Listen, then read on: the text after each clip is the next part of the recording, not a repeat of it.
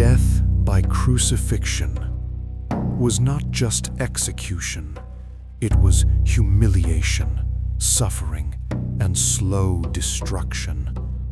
The Romans designed it to break the body and crush the soul. And yet, one man walked toward it willingly. Jerusalem, crowded, restless, filled with whispers of Passover. But beneath the prayers, there was tension, fear, expectation. For in the streets walked a man called Jesus, a healer, a teacher, a mystery. And now he had been condemned. They placed the cross upon his shoulders, rough wood, heavy, splintered, pressing into wounds already torn open by scourging. Step by step he walked. The crowd followed. Some wept, others mocked. And then his strength gave way. He fell. The soldiers grew impatient. They seized a man from the crowd, Simon of Cyrene, a stranger pulled into suffering not his own. Carry it. And so Simon lifted the cross. What passed between them we are not told, but perhaps a glance, a word, a moment that changed a life forever. At last they reached Golgotha, the place of the skull. There the execution began.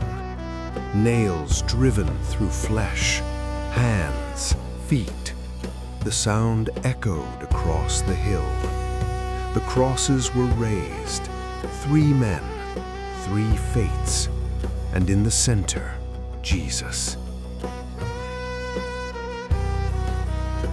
The crowd gathered, priests, rulers, soldiers, and their voices rose like a storm. He saved others, let him save himself, mockingly. Above his head, an inscription was nailed. This is the King of the Jews. Below, the soldiers gambled, casting dice for his robe. Unaware, they stood at the foot of redemption.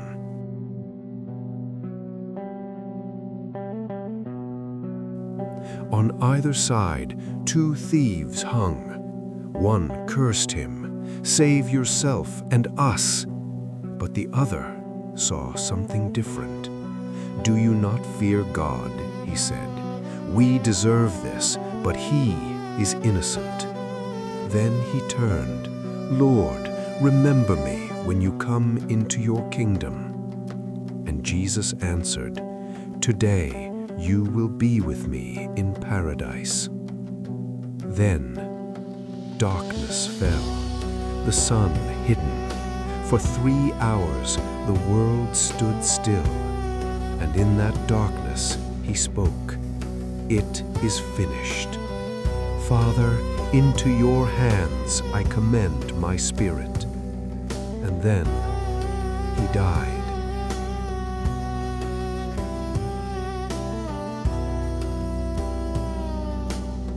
The centurion, a man of war, hardened by death, looked upon him and said, "Surely this was a righteous man."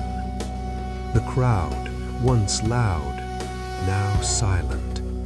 Many beat their chests, grief overtaking mockery. So ended the first Good Friday. But why call such a day good? What is good about suffering, pain, death? We may not know, we cannot fully understand the weight he carried, the pain he endured. But this we believe, it was for us. He suffered so we could be forgiven. He died so we could live. If this story moved you, then remember, this was not the end. The story continues. Subscribe to Divine Engravings, where the Word comes alive.